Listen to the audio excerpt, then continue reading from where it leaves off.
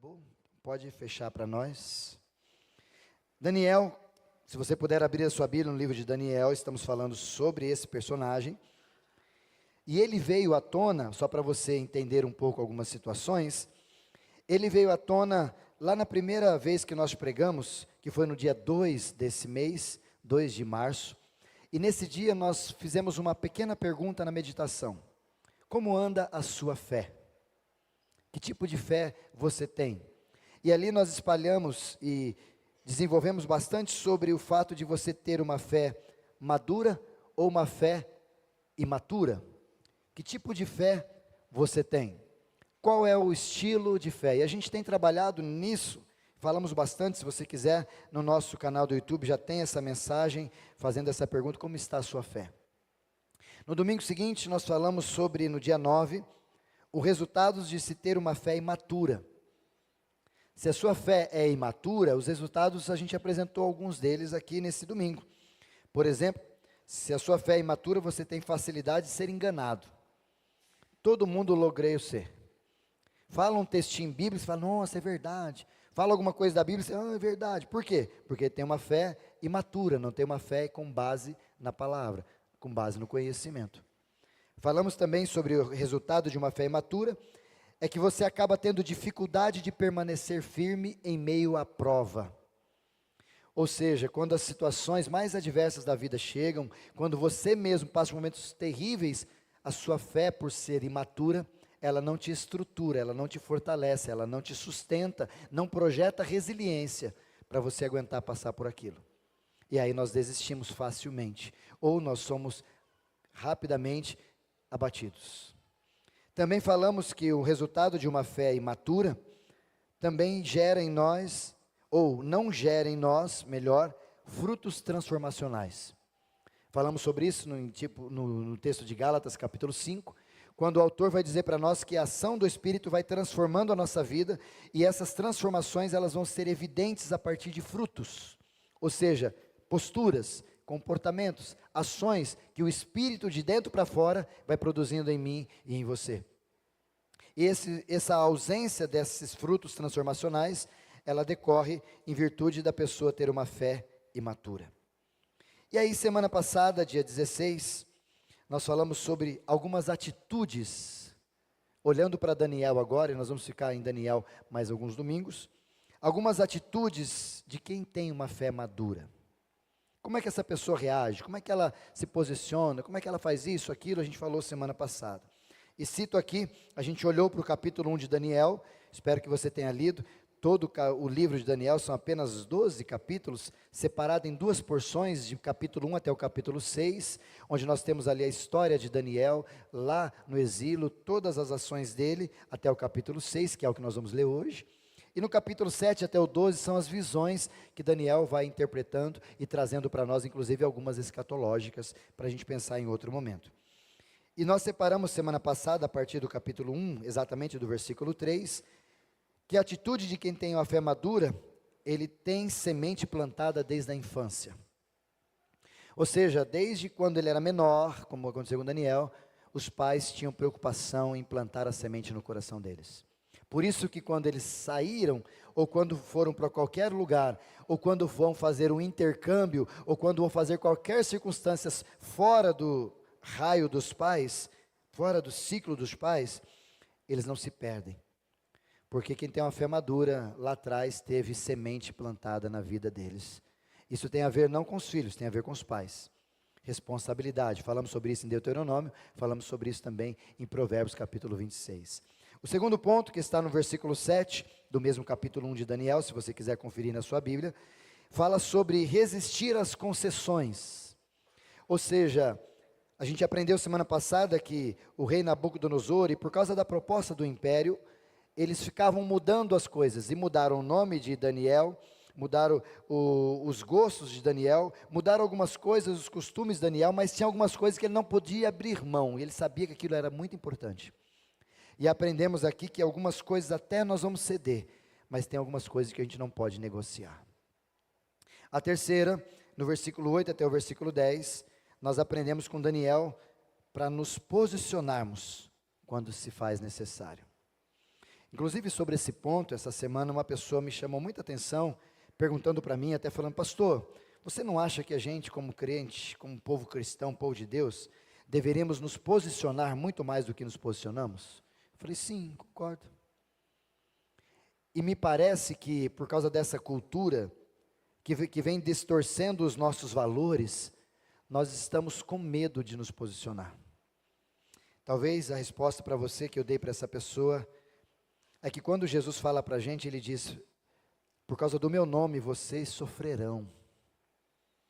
E talvez a gente não quer sofrer por causa do nome dEle. Por isso que a gente não quer se posicionar. Ah não, deixa assim, não tem problema. Mas eu sinto em te dizer, e não disse isso no domingo, mas eu quero aqui reforçar esse ponto. O seu posicionamento não tem a ver só com pessoas, mas o seu posicionamento revela quem você é no mundo espiritual. Então, se eu fosse você, eu me posicionava melhor e mais. Porque não é sobre quem está te vendo, mas é só uma pessoa. Ah, mas é só meu patrão, ou é só um elemento, ou um indivíduo que não tem projeção. Mas o mundo espiritual está vendo que você é um pangaré. Que você não se posiciona. Que você, me permita usar a palavra, que você não tem culhão. Se apresente. Está faltando isso. E por último, versículo 11 ao versículo 10, versículo 11 ao 16, melhor no capítulo 1. A gente aprende com Daniel que ele vive aquilo que ele crê. Ou seja, se ele diz que Deus vai fazer, ele bate na tecla, ele ora e ele vive a partir daquilo que ele crê. Isso talvez seria resultado para mim e para você no nosso dia a dia. Saindo daqui, você vai viver o que nós cremos aqui, ou o que a gente cantou aqui, o que a gente aprendeu aqui? Ou há uma desconexão, há um divórcio entre a vida religiosa e a vida secular? Eu não sei se você já parou para pensar sobre isso, mas antigamente a gente tinha isso, né? Ah, vida secular e vida cristã. Como a gente tem também essas dicotomias na nossa vida. Por exemplo, você fala com alguma pessoa e fala, ó, amizade é amizade, negócios à parte, dicotomia. E a gente vai produzindo essas dicotomias em vários aspectos na nossa sociedade, inclusive para o aspecto religioso. Quando às vezes você fala assim, ah pastor, eu posso ouvir música do mundo? Irmão, todas as músicas são deste mundo, as outras que você vai ouvir é de Marte. Se não quiser ouvir música deste mundo, você ouve música de Marte. Mas como lá não deve ter LP, para quem sabe o que é LP, como lá não gravaram nada, então não dá para ouvir música que não seja do mundo. Música cristã, ah não pastor, eu quis dizer música cristã e música secular. Peraí, mas por que a gente faz tanto essa dicotomia? Por que a gente aprendeu a fazer isso? Onde a gente leu na Bíblia isso? A Bíblia diz bem claro para nós, inclusive Daniel viveu isso, mas trazendo um pouco para o Novo Testamento, de que a gente, tudo que você vai fazer, quer comais ou bebais ou façais qualquer outra coisa, faça para a glória de Deus. Pastor, então aquela música, eu posso ouvir uma música de um cantor sertanejo? Pode, irmão, vê a qualidade da letra.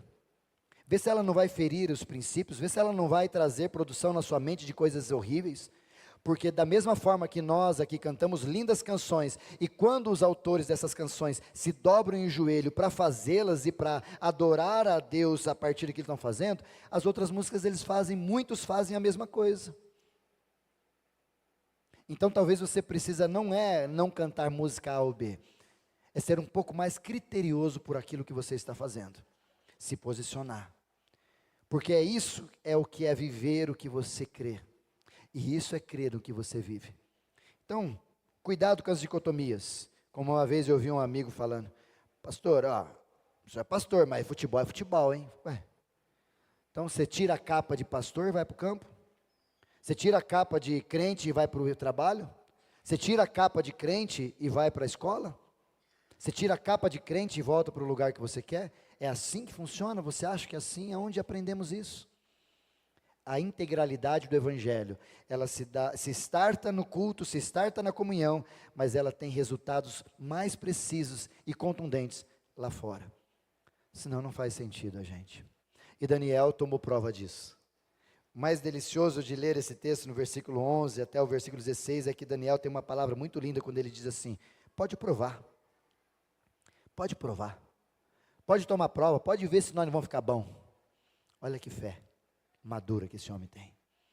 E essa fé faz com que ele tenha procedimentos, posturas e atitudes que a gente acabou de listar. E hoje, eu quero te trazer a pensar um pouquinho, e a gente ia falar outra coisa hoje, mas Deus nos levou para outro caminho que eu quero que você entenda, e se Deus tem mudado caminhos é porque Ele tem gente para ouvir o que Ele quer nos ensinar.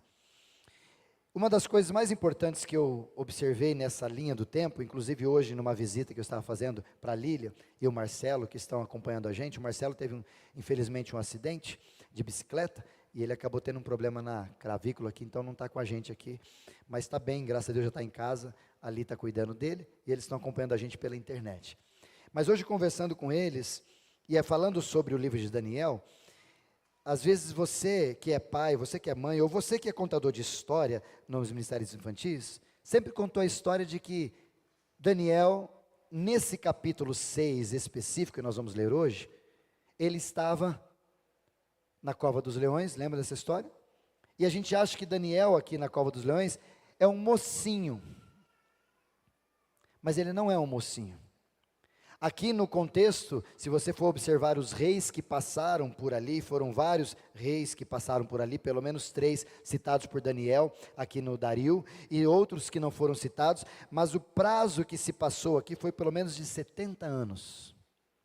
Isso quer dizer que no capítulo 6 de Daniel, quando ele vai para a cova dos leões, ele era um senhor de 85 anos.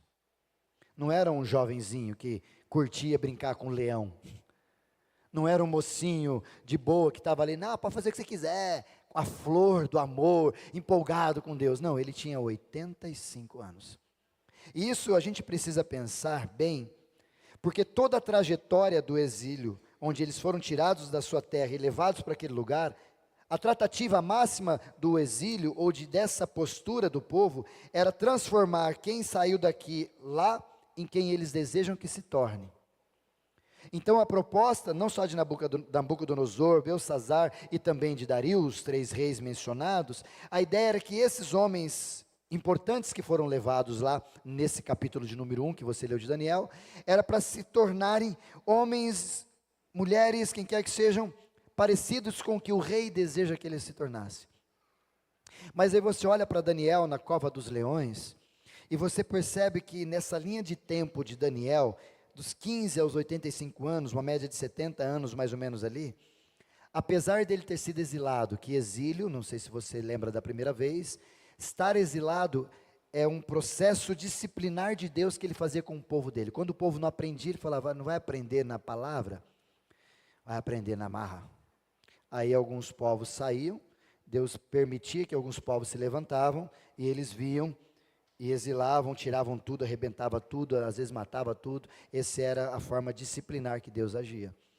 E Daniel talvez poderia ter um sentimento aqui nessa linha de tempo, um sentimento triste com Deus, fala, poxa, como que Deus deixou isso acontecer? Talvez faz sentido, Deia, ler o livro do Filipenses, Decepcionados com Deus.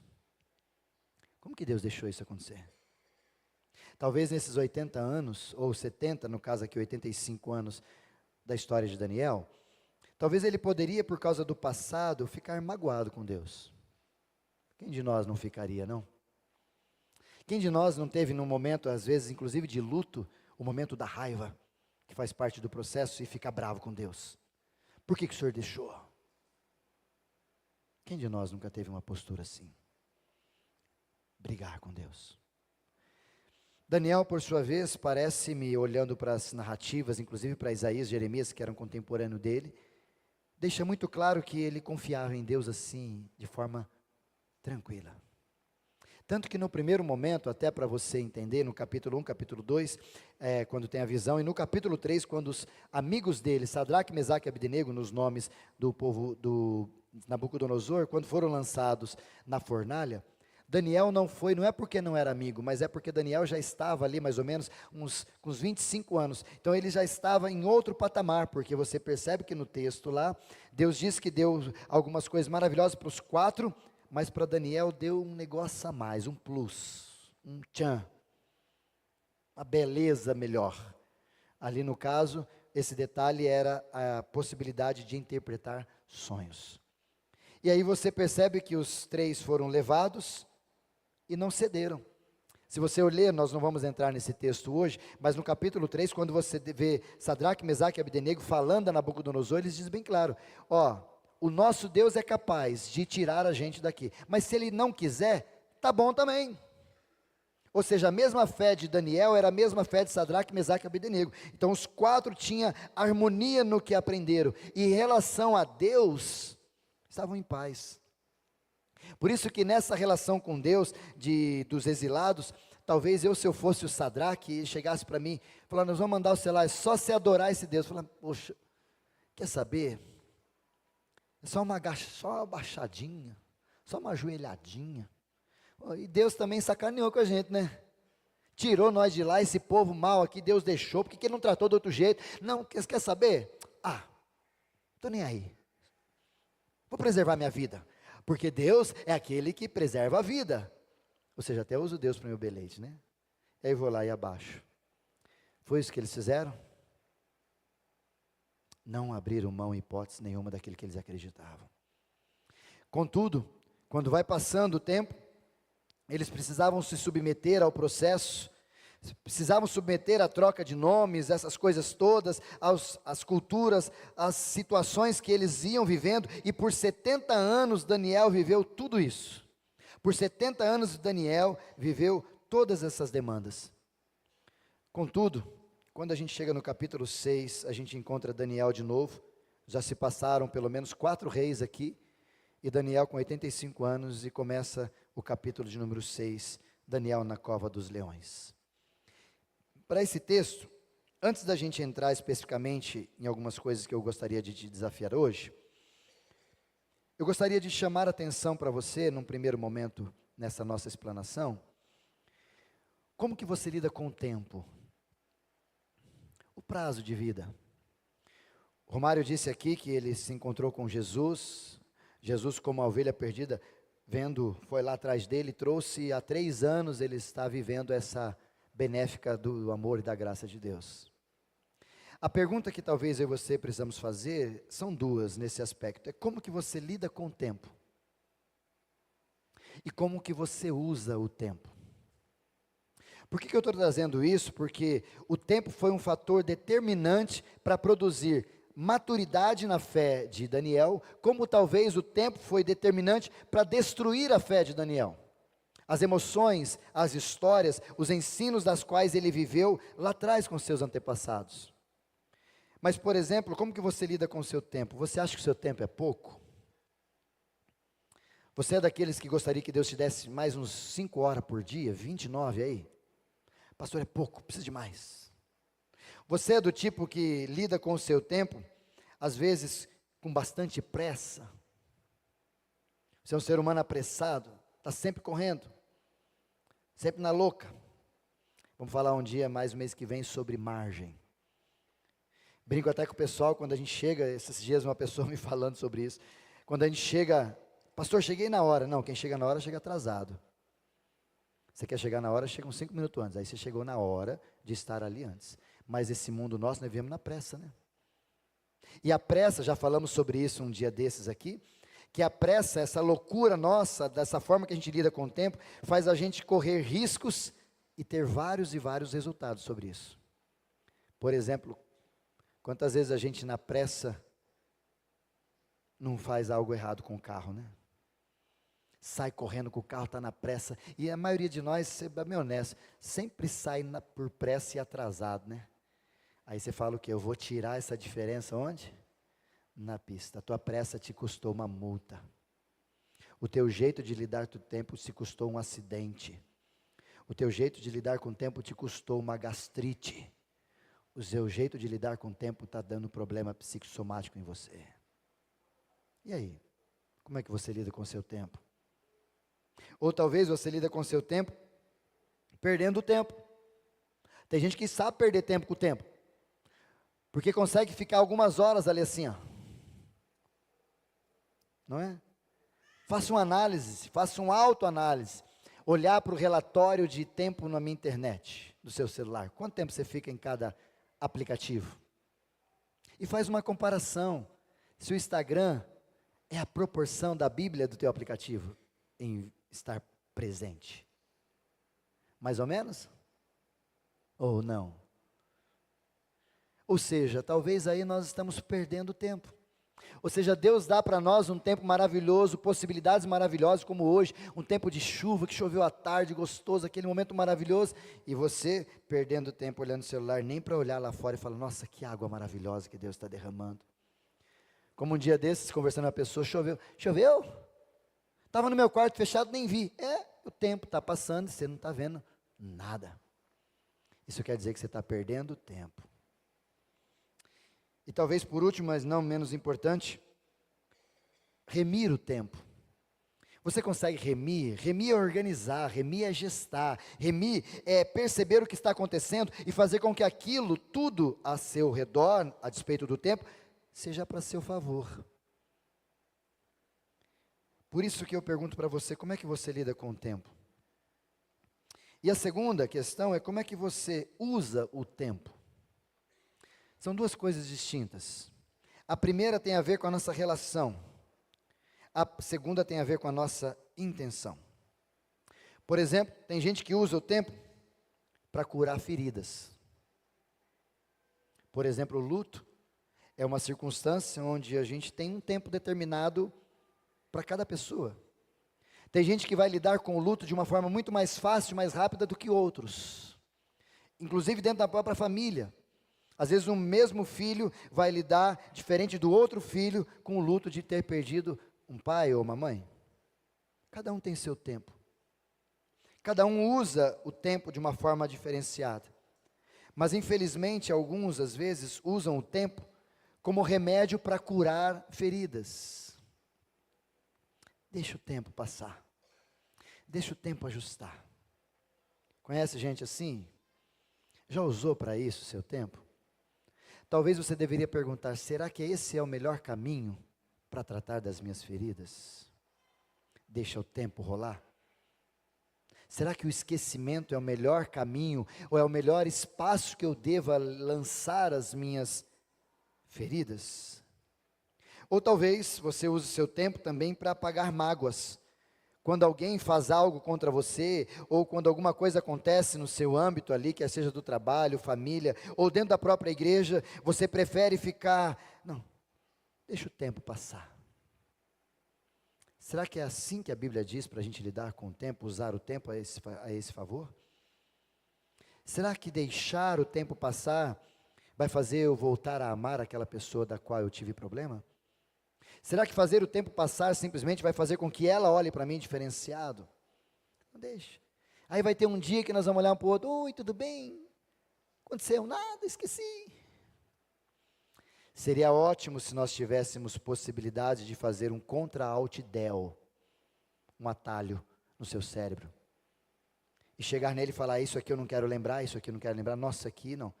Eu me recordo de vez em quando, por causa do meu cérebro e por causa das mensagens e memórias e atos que eu tive na ignorância do pecado, que eu não gostaria de me recordar. Não gostaria mesmo. Tem coisas que eu falo, Jesus, que coisa horrível que eu fiz. Não dá para eu tirar as minhas memórias. Não dá para você tirar as suas memórias. Uma das coisas também não é deixar o tempo lidar com elas. Como por último, não menos importante, você também usa o seu tempo para se esconder atrás da palavra perdão? O tempo vai dizer se eu tenho que te perdoar ou não. O tempo vai dizer. Quem disse que a palavra tempo entra no quesito perdão na Bíblia? Nunca entrou e pelo contrário nem passa perto, mas não é o assunto nosso hoje. Mas eu queria que você guardasse algumas verdades sobre o tempo que eu trouxe aqui, que eu queria que você não só guardasse, levasse para o seu coração, porque eu vejo isso muito claro em Daniel, a sabedoria de lidar com o tempo. De 15 ou de 12 para 15 até 85 anos, ele poderia dizer aquilo que Paulo disse, né? Combati o bom combate, completei a carreira e guardei a fé. O tempo passou, mas eu não me diluí em meio ao tempo. O tempo passou, mas eu não me perdi em meio ao tempo. O tempo passou e eu me tornei mais e mais maduro em meio ao tempo. Por isso, queridos, talvez seja uma frase para você guardar. Tempo não se acumula, não se pausa e nem se recupera. Já assistiu o filme Clique? O cara que arruma um controle remoto? Em algumas cenas da vida ele quer adiantar, outras ele quer olhar e de repente, a hora que ele percebe, o tempo fugiu ao controle dele e ele não aproveitou nada na vida. Sugestão para você assistir essa semana, para você lembrar que tempo não se acumula, tempo não se recupera e tempo não se pausa. E eu quero deixar algumas verdades bíblicas para você sobre o tempo, para você guardar no seu coração. Primeiro, capítulo 3, por favor, me ajuda no textos aí. Já a gente entra em Daniel, mas eu preciso clarear isso aqui para o teu coração. Primeira verdade, Eclesiastes capítulo de número 3. Olha o que diz Eclesiastes capítulo de número 3, versículo 1. Pode começar no 1 mesmo, meu querido. Tudo nesse mundo tem um tempo. Cada coisa tem a sua ocasião. Pode passar mais uns versículos. Há tempo de nascer e há tempo de morrer. Há tempo de plantar e tempo de arrancar aquilo que se plantou. É tempo de matar e tempo de curar, tempo de derrubar e tempo também de construir. Versículo 4. Há tempo de ficar triste e tem tempo de se alegrar. Há tempo de chorar e tem tempo de dançar. Há tempo de espalhar pedras e há tempo de ajuntá-las. Há tempo de abraçar, inclusive na pandemia, tempo de deixar de abraçar. Há tempo de procurar e há tempo de perder, há tempo de economizar, há tempo de desperdiçar. Tempo de rasgar, tempo de remendar, tempo de ficar calado e tempo de falar. Há tempo de amar, há tempo de odiar, há tempo de guerra, há tempo de paz. O que é que a pessoa ganha com todo o seu trabalho? Olha o finalzinho, versículo 10. Eu tenho visto todo o trabalho que Deus dá às pessoas para que fiquem ocupadas. E olha o versículo 11 para fechar. Deus marcou o tempo certo para dar cada coisa. Ele nos deu o desejo de entender as coisas que já aconteceram e os que ainda vão acontecer. Porém, não nos deixa compreender completamente o que Ele faz. Amém por isso. Porque se Deus desse para mim e para você a possibilidade de saber quando você vai morrer, você ficaria louco. Mesmo que seja daqui 50 anos. Se Deus nos desse a possibilidade de saber o que passa na mente de Deus, graças a Deus não temos esse caminho, até não temos estrutura, mas se Ele nos desse, nós teríamos problemas e mais problemas. Primeira verdade sobre tempo, eu queria que você entendesse que todo o tempo pertence a Deus.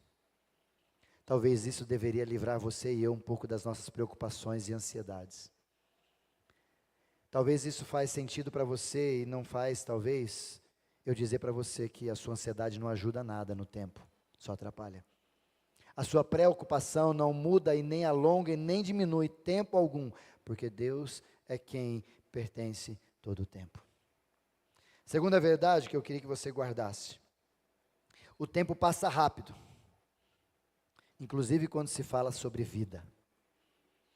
Livro de Salmo, capítulo de número 90, que é o salmo que fala bastante sobre isso. Coloca para mim versículo 1, Salmo 90, versículo 1, olha o que diz esse texto.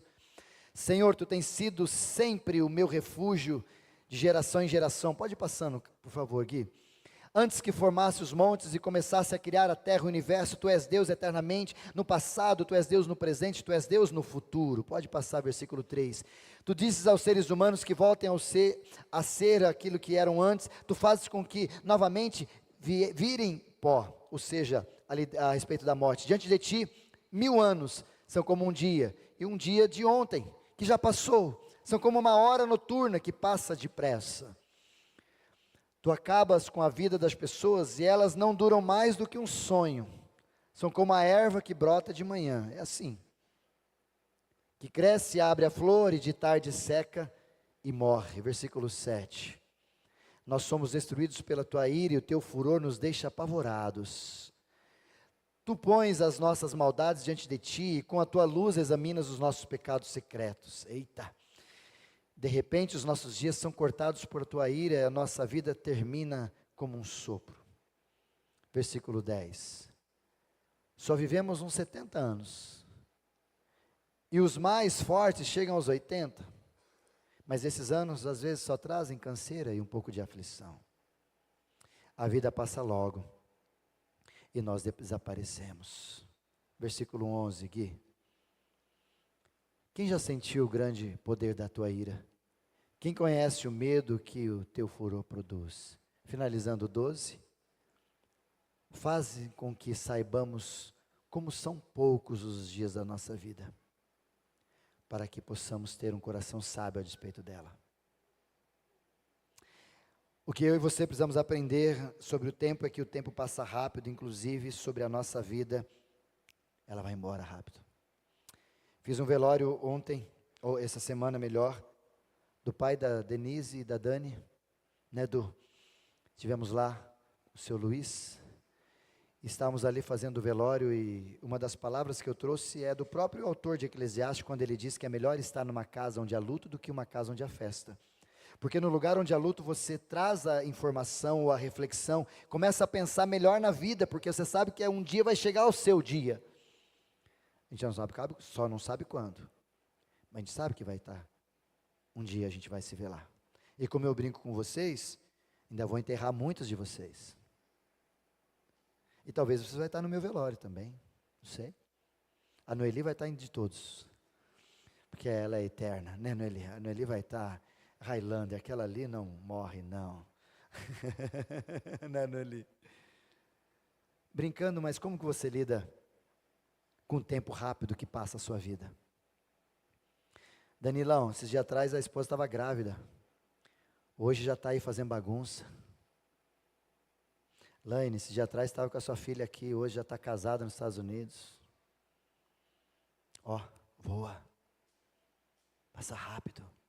E como que você lida a despeito do tempo em relação à sua própria vida, aos seus ensinos, e como diz o texto exatamente no versículo 12, ensina-me, ó Deus, a contar, ensina-me a ter prudência e sabedoria a respeito do tempo, porque se deixar sobre as minhas mãos, eu vou perder. Aí vai chegar o dia onde a doença, ou um acidente, uma fatalidade, ou qualquer circunstância chegar perto de mim, trazendo para junto a morte, eu vou viver em desespero contínuo.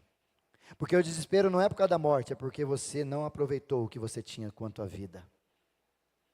Inclusive ontem a palavra era, aproveite a vida, para você saber lidar com a morte. Terceira verdade que o tempo nos lembra e nos ensina, é que o tempo é revelador. Tempo é revelador. Livro de Lucas, capítulo 8, por favor, aqui, versículo 17. Pois tudo que está escondido será descoberto, tudo que está em segredo será conhecido e revelado. O que o autor, aqui no caso, o próprio Jesus falando sobre o autor de Lucas, ele está dizendo que a gente consegue enganar muita gente, né? A gente consegue enganar o nosso jeito de ser família, dizendo, está tudo ótimo, pastor. Ixi, eu e minha mulher somos assim, ó, lindos, nós não briga. Mentiroso. A gente consegue enganar para os outros no trabalho. A gente anda com um biblião, né? No bar do braço, é crentão. A gente engana. Até na academia a gente engana, o professor passa perto, você está pá. Aí ele chegou perto, você, 10. Acabou de começar. Então, né, Gilmar? A gente sabe disso, né? De engano. Quem daqui já não deu aquela de... Parece que está na escola de samba, né?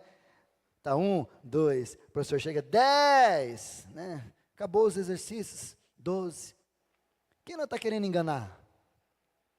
Professor. E quando Jesus diz essa expressão do texto, que há um momento onde tudo aquilo que é escondido será descoberto, ele está deixando claro que o tempo vai revelar aquilo que é aparência e aquilo que é genuíno. E sobre a minha e a sua vida, o tempo é que vai revelar se você é de fato um cristão ou não, como aconteceu com Daniel. Ah, mas aquele pessoa, pastor, já percebeu isso talvez em vários lugares, você que tem uma rotina maior de igreja e mais tempo, pastor, aquela pessoa era, nossa, era de Deus, o que aconteceu? O tempo revelou que não era. O tempo revelou que não era. O tempo revelou que a aparência e o ser genuíno são coisas distintas, e sinto em te dizer, mas o maior ato que o tempo revela, é o meu e o seu caráter. Quem nós somos. Por exemplo, empresta dinheiro para um irmãozinho aí e deixa o tempo revelar. Faz alguma coisa boa para alguém, deixa o tempo revelar. Daniel, a despeito do tempo revelador, o tempo revelou de fato que ele acreditava, revelou de fato no que ele cria, revelou de fato que ele estava certo. Mesmo no capítulo 1, quando ele disse, me dá 10 dias para eu viver desse jeito que eu estou te propondo, e você vai ver que nesse tempo vai dar certo. De fato, não é que deu? O tempo estava do lado de Daniel, revelando que ele era de fato, genuinamente um homem maduro na sua fé. Pergunto para você, para a gente continuar, o que o tempo tem revelado sobre a sua vida? Abre aspas aqui, mais uma vez. O tempo também revela que nós não cuidamos da nossa saúde como deveríamos, sim ou não? Está doendo, irmão? Você está na época da dor do pássaro, do condor? Ai, condor aqui, condor ali, condor de cá, condor... Isso revela o tempo chegando que você não cuida muito bem da sua saúde. E já dizia esse pastor para você várias vezes, é mais barato cuidar da saúde do que cuidar da doença. E saúde tem a ver com prevenção e excelência. Doença tem a ver com correr atrás. O tempo revela que a gente não cuida da nossa saúde. Quarto lugar, o que o tempo sobre verdades nos ensina? Que o tempo separa o autêntico do passageiro. Por exemplo, Mateus capítulo número 13, por favor. Gui, Mateus capítulo 13, versículo 30. Olha o que Jesus também diz. Deixem o trigo e o joio crescerem. Está falando de uma comunidade chamada igreja aqui, tá? Só para entender o contexto. Deixa crescer juntos até o tempo da colheita. Então eu direi aos trabalhadores que vão fazer a colheita, que não somos nós. Arranquem primeiro o joio e amarrem os feixes para serem queimados. Depois colhem o trigo e põem no meu depósito. Depois de tempo, de dias, Deus sabe quem é joio e quem é trigo. E essa expressão de que o tempo sempre separa o autêntico do passageiro, é que o tempo vai dizer se nós somos autênticos, porque enganar, a gente consegue enganar algumas pessoas por pouco tempo, mas vai ser difícil enganar todo mundo por toda a vida. Como já dizia a frase, a máscara uma hora cai. Isso por quê? Porque o tempo vai separar a autenticidade de passageiro. O tempo vai separar se nós somos comprometidos ou se nós somos empolgados. O tempo vai separar se o cristão ele é apenas fogo de palha, aquele que está encantado com a igreja e tal, ou é aquele que abraçou de fato a fé. E como disse o Marcelo hoje, a hora que eu botar essa camisa vai ser para ser de verdade, ou mais ou menos. O tempo vai revelar. O tempo vai revelar se você deve ficar no playground ou você pode subir como gente adulta para um nível maior com Jesus. É o tempo que diz isso. E por último, não menos importante, o tempo também testa, e aconteceu com Daniel, a nossa fé. Eita, aí talvez é o pior. Abacuque capítulo de número 2, por favor. Versículo de número 3. Olha o que diz Abacuque 2:3. Ainda não chegou o tempo certo para que a visão se cumpra, porém ela se cumprirá sem falta. O tempo certo vai chegar logo, portanto espere, ainda que pareça demorar, pois a visão virá no momento exato.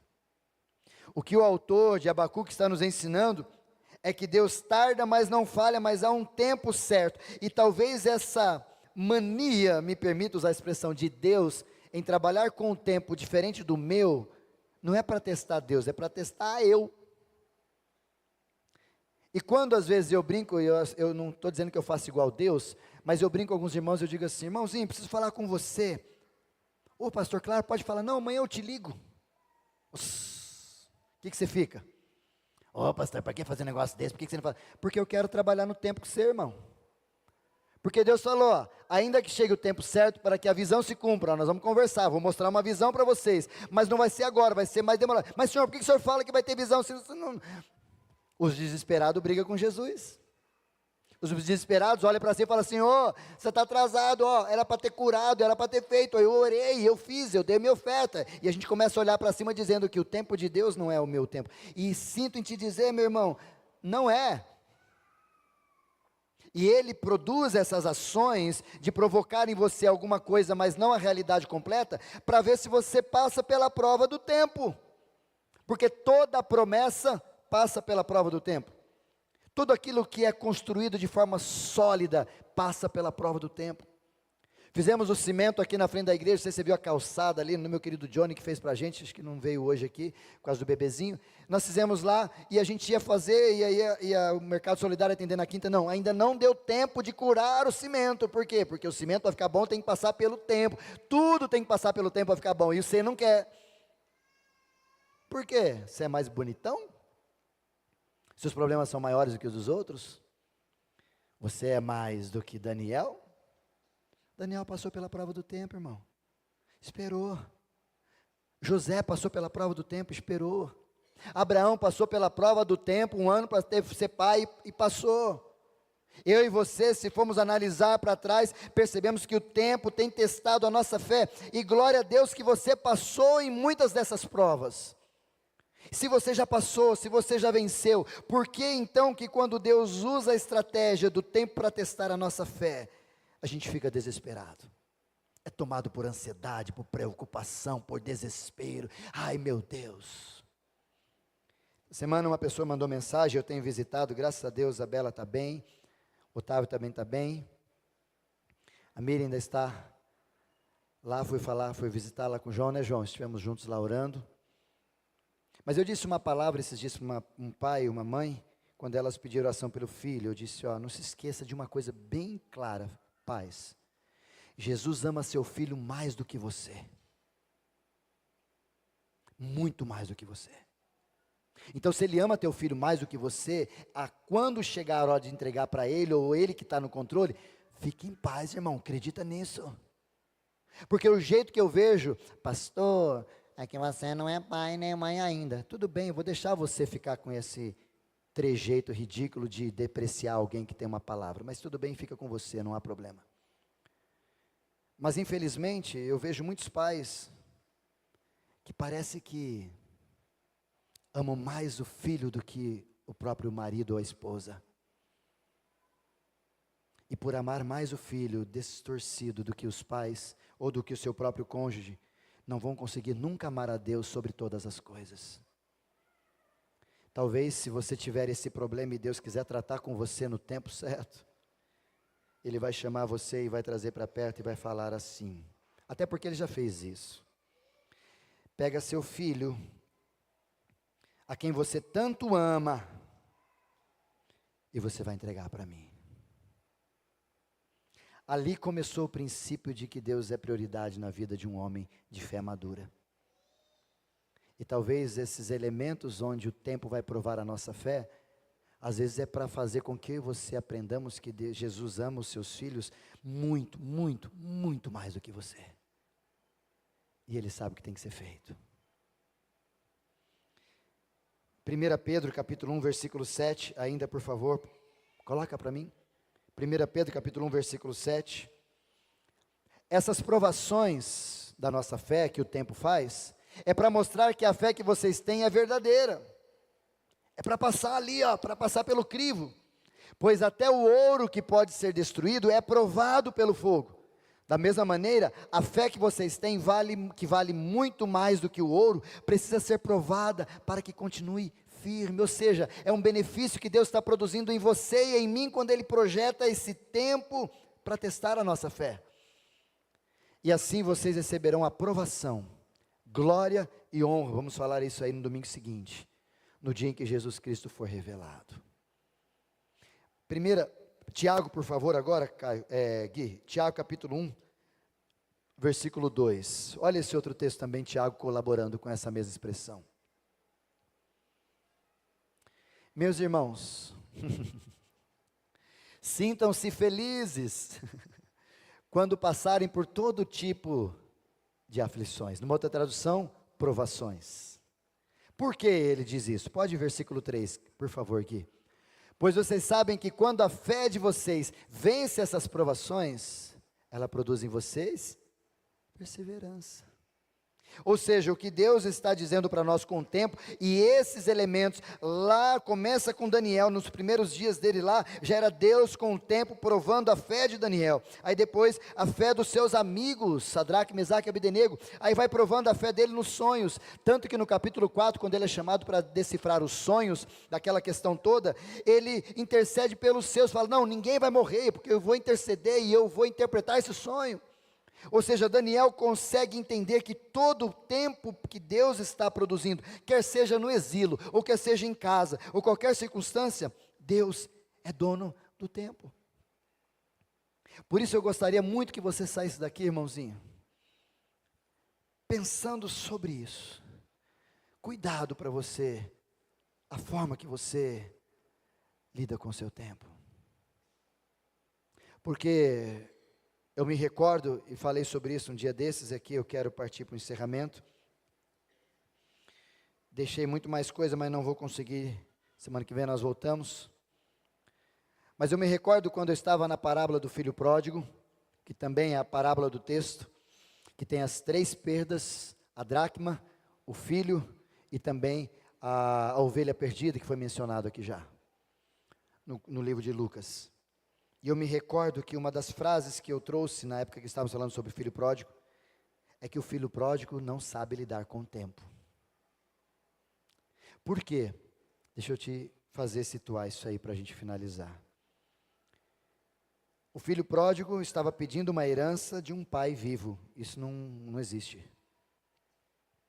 A herança que você pega dos seus pais é quando ele morre, aí ele compartilha a herança. Naquela época do povo judeu, muito mais ainda. Segundo as leis de Deuteronômio, se você pedir a herança com o pai vivo, você está querendo que ele morra. E você, por causa disso, vai ser apedrejado. Por quê? Porque você quer abreviar o tempo. Porque você quer que as coisas sejam feitas no seu tempo. E aqui entra uma coisa para você guardar no seu coração. Pastor, mas Deus domina sobre tudo e há um tempo para todas as coisas. É verdade. Mas há uma livre agência que eu e você precisamos lembrar. Aquele Deus, o pai daquela parábola, mesmo estando tudo errado, está tudo errado, mas ele permite que o filho avance no tempo. Atrapalhe-se com o tempo. Pega o que não era naquela hora. Deus, o pai, permitiu. Sabe o que isso ensina a gente, queridos? Que às vezes Deus deixa eu e você lidar com o tempo do jeito que a gente quer. Para talvez eu e você percebemos que a gente não sabe fazer nada sem Ele. E eu espero que a gente aprenda isso. E isso, esse conforto de que Deus tem domínio, que Ele é soberano, que fez a vida de Daniel percorrer 70 anos mesmo no exílio, ele viveu a autenticidade do Evangelho, vivia o que pregava, falava o que pregava, e o tempo passava e não tinha problema. Daniel só se fortalecia em fé e maturidade. Porque esses problemas que a gente tem hoje, desespero, ansiedade aguda, eu quero na minha hora. Como eu disse para vocês esses dias da minha esposa, brinquei com ela, ela falou, você fica me dedando lá na igreja. Eu falei, não. Se eu souber da história dos outros irmãos, eu conto também. Por exemplo, essa semana teve, brincadeira, não vou contar a história dos irmãos. Mas como é que você lida, ou como é que você conversa com o seu desespero a respeito do tempo? Para você ouvir, refletir e agir, eu quero finalizar. E o texto que eu quero que você guarde está em 1 Coríntios capítulo 10, versículo 13. Às vezes você, igual a mim, igual a Marta da Bíblia, igual a muitos homens e mulheres da Bíblia, são desesperados por causa das tentações e das provações. A palavra tentação ou a palavra provação tem a mesma raiz, que é chamada de peirasmos, em grego. O que diferencia se é tentação, se é provação, é o contexto. As tentações que vocês têm que enfrentar, ou as provações que vocês têm que enfrentar, depende do contexto, mas aqui é tentação mesmo, são as mesmas que os outros enfrentam. Mas Deus cumpre a sua promessa e não vai deixar que você seja tentado ou provado, como você quiser, mais do que a sua força.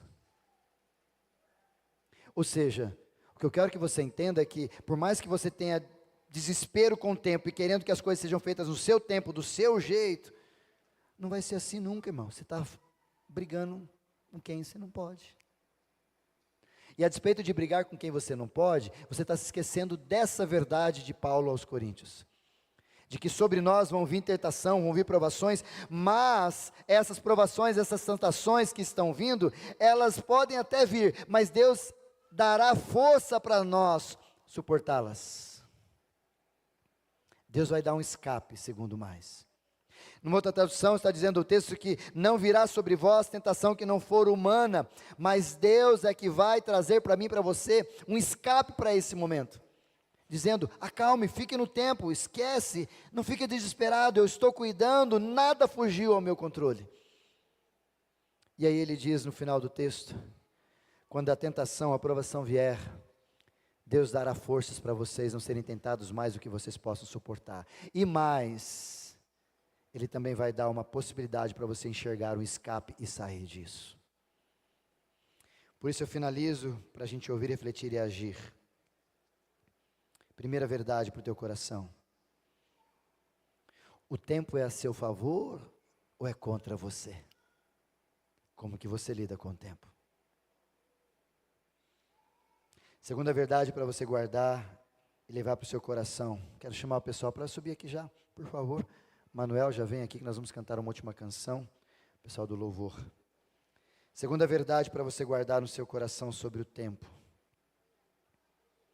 Você já percebeu que o tempo passa rápido? O que você faz a despeito disso? E por último, não menos importante,